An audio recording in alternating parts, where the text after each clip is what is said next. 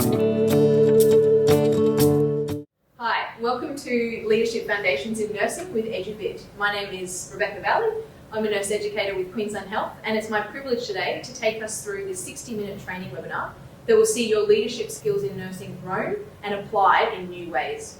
Regardless of where you are in your nursing career path, this webinar is for you and for your team.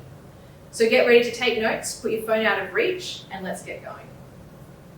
I would like to begin by acknowledging the traditional landowners, Aboriginal, past, present and future elders whose land in Australia we are meeting upon today. We honour them and their crucial role in our history and our future as a nation. Right, so who is Bec Vallee? Who am I and why am I doing this webinar with you today? So the first point to make is that leadership is crucial to everyone in the nursing field. Whether you are a patient, whether you are a nurse, whether you are a staff member or a team member that supports in some medical function in the nursing team, leadership is for you. The content of today is for everyone. Influencing and growing your team in a positive way is everyone's business, especially in nursing, when we interact on a daily basis with patients and families and staff members who need that crucial influence in their lives at the right time. As nurses, we want our staff, we want our teams, we want our health services, and above all, we want our patients to be positively impacted by the way that we are leading ourselves and other people. So today, we will be exploring how do we do that as nurses and how are we to become powerful influencers in our clinical setting. So, who am I? My name is Bec, and this is the first time that I have done a webinar with the audience of one. I normally try and interact and ask questions, so maybe do your best if you're in a group to pause the video where necessary, have some discussion and chat amongst yourselves about some of the things that we might talk about today. So my background is I have done many seminars and speaking engagements over the course of my career. My professional background is, you guessed it, nursing. I began my career as a personal care worker in a beautiful retirement home while I studied my nursing degree. I graduated and I landed the graduate position that I wanted. I was very lucky in a wonderful Queensland Health facility in a hospital. I always had a fairly hopeful and planned career course and was quite intentional with my goals and how I wanted to go about eventually getting to the place that I wanted to get to. I began as a graduate in a medical surgical ward, which was a really life-changing and wonderful foundation of my nursing career. I owe many wonderful experiences, patient interactions, clinical development and skills to the nurses before me who mentored me, encouraged me, and developed me to become the nurse that I am today. My ultimate goal was to get into the community setting. I wanted to work in chronic condition services. I had a real heart, and still do, for interacting with patients in a real one-on-one, more of a deep way, having a bit of autonomy in my practice, being able to get to know families and patients as a whole entity and not just in a bed for a short, very short season of their health journey. So I did some postgraduate studies and I eventually got into the position I wanted to, which was as a clinical nurse in the CCS team based at the Queensland Health facility that I work at. This was an incredible experience. I worked in the CCS team as a CN clinical nurse for a number of years, developing my skills, learning to be a part of a team, growing obviously as a nurse and as a person. After a few years of gaining this nursing experience, I had the really lucky privilege of stepping into a nurse educator role. It was an acting position. I'd always been very passionate about students and holding portfolios such as clinical safety and how can we do things better, and I really loved looking at outcomes and looking at teams and how we could work better as a team and ultimately be the best we could for the next generation of nurses as well as patients. So after a short period of time in that acting position, it became permanent, and I see myself now I'm in the role of a permanent nurse educator with Queensland Health. My title is Professional Development. I'm the lead of professional development, which is quite a complex, very broad role. I oversee basically how the hospital seeks to professionally develop and maintain their staff, their nursing staff and their team, and how can we maintain relevancy of practice, and how can we ensure that our outcomes are patient-orientated and vision-orientated towards the organisation that I work with. It's an absolutely amazing role. I have a fantastic team around me. I'm very lucky, and it is exactly the position that I wanted to be in, with a real heart for teaching and growing our teams. So I'm currently about to wrap up my Masters in Public Health, with majoring in Leadership and Education. And as I said earlier, I've done a couple of clinical postgraduates before that. So my career is one of both academic and clinical skills. I obviously have a long way to go. I'm very passionate about nursing. I love what we do as a career. So it is my hope to continue to learn and develop myself to become the very best nurse and leader that I can be. Now, my experience of nursing and the medical world actually extends a little beyond my nursing career into my personal life. In fact, you would really say probably my passion for nursing started in my personal life and culminated ultimately into a career. And it's important to mention, and I normally do before most of my talks with people, because nurses have really shaped my life, not just on a professional sense, they shaped my life in a very personal sense. And ultimately, it has driven me to want to do that with other people and to empower other nurses to have that same impact and that same level of influence on their patients, their teams, and their staff members that they interact with on a daily basis. So in 2006, I was really blessed with a second chance of life after my mum donated me a kidney and I underwent a kidney transplant. I have a rare genetic disorder that causes renal failure, and obviously the subsequent need for a kidney transplant. I've had that transplant for 14 really amazing years.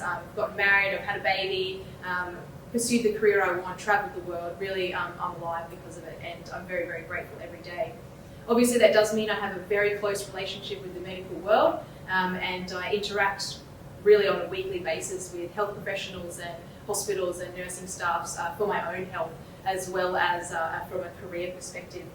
14 years later, which is now, I'm actually a newly commenced dialysis patient, so sort of having a whole other world opened up to me of what it means to be a dialysis patient, what the obvious complications are around that and how you would nurse around that, and just seeing it from a different perspective, obviously, than one of the nurse on the other side. So the power of nurses and the impact of good nursing and good nursing leadership on patient care has directly impacted my life, not just in my career, but in who I am today and why I'm alive and standing in front of you. I am who I am in many senses because of a handful of life-changing nurses who led the way for me, and I was lucky enough to cross paths with them.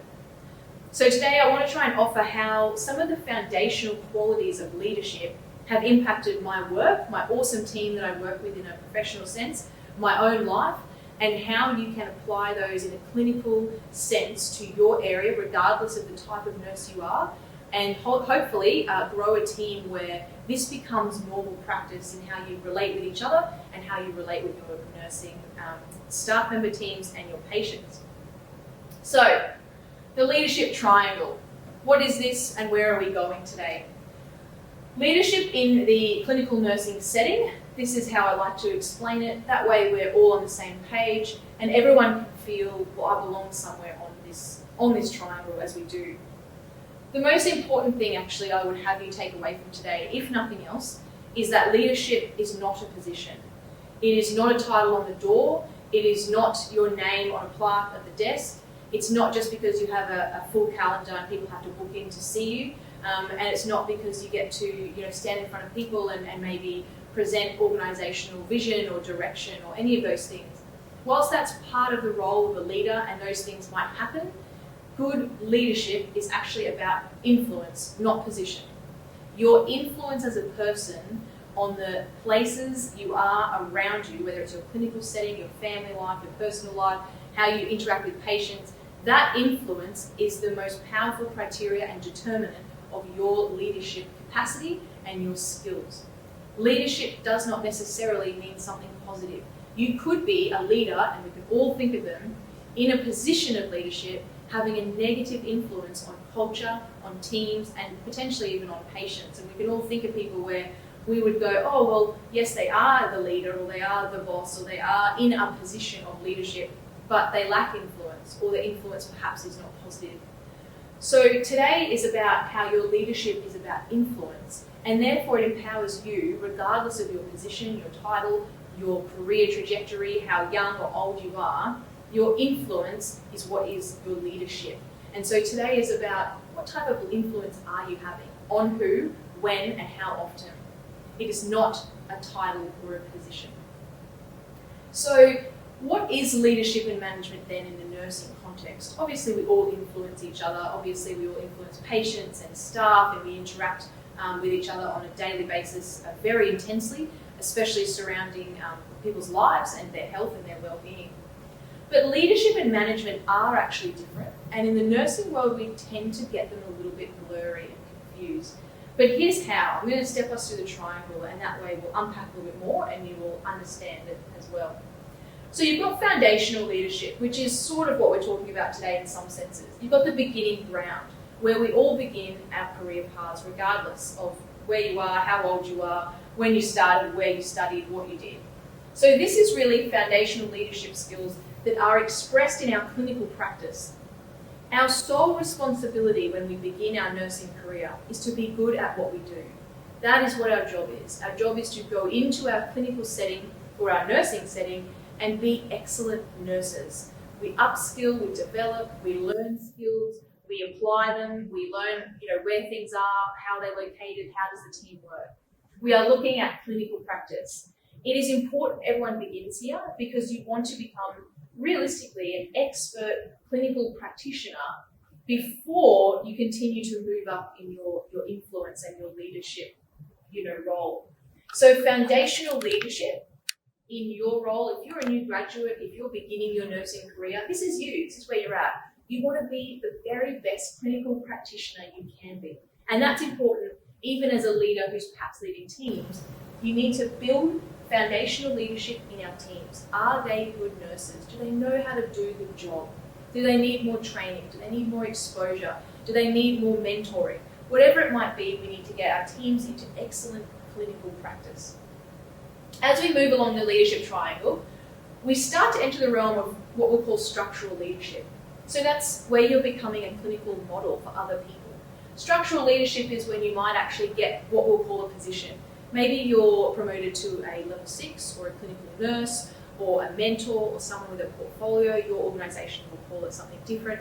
But it's that one up from, well, I was a nurse, I did a good job, but now I'm modelling and teaching other people how to do that good job. So you are still working in the clinical setting, working on the wards, working wherever you are in your nursing context. But you have become really probably one of the best in your area at whatever you're doing. Whether you're managing wounds, whether you're medical, whether it's dialysis, whatever it is, you're now showing other people how to do this. You have become that expert in, well, now I can clinically role model and teach other people what to do. And there is some structural leadership to that. You'll have more responsibilities and role descriptions outside of just the RN on your ward.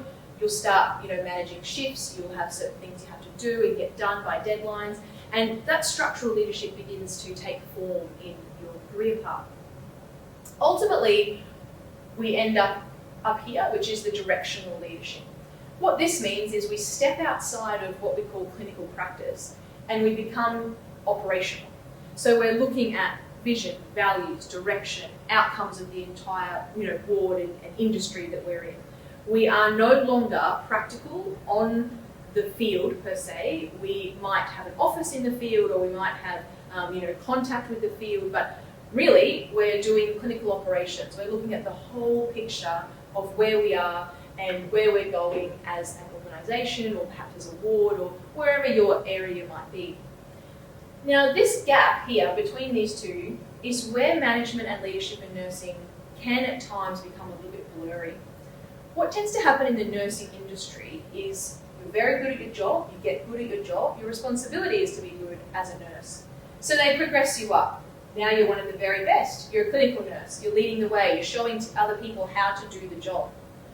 And because you are so good, which is really very admirable, you then get promoted into a position that becomes no longer the doing, but you are actually leading the people who are doing what you used to do. And this is an important differentiation because you are no longer leading the tasks. You're no longer doing the tasks. You are now leading the people who are doing the tasks. And this is a very different role. But as nurses, we've come from here. So when we've come from being expert clinical practitioners, we can't help but know what to do.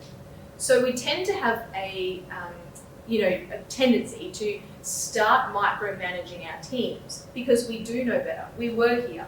We were our clinical role models. We were in positions where we demonstrated how to do things. We were teaching whole teams how to do things clinically and professionally. But then we're given a team to manage, not a patient. So we quickly run into problems of, well, I have rosters to do, and I have professional development to manage, and I have conflict to resolve, and really I'm doing very little patient work. It's all for the patients ultimately, but I'm actually dealing with teams and people and vision and direction and things that become a little bit messier and complicated and full of emotions and people's opinions and all of those sorts of things. So what we want to learn today, or at least start the journey of learning and applying, is what skills do I need to implement all the way through my journey? So if we slice this triangle in half, what we're going to talk about today applies at every level. You might start practicing here, and maybe more application of it will be up here. But if you don't start the principles today in your clinical practice, then if you ever made it to this area of leadership, you would feel lost, and you would begin micromanaging people out of a desperation of, well, I don't know how to manage teams, I don't know how to work with people. So what we want to do in the nursing world is create excellent nurses who are very good at what they do as a job, and excellent nursing leaders who are able to transform and lead entire teams at being excellent at their job, not just individuals who know how to do good patient cares.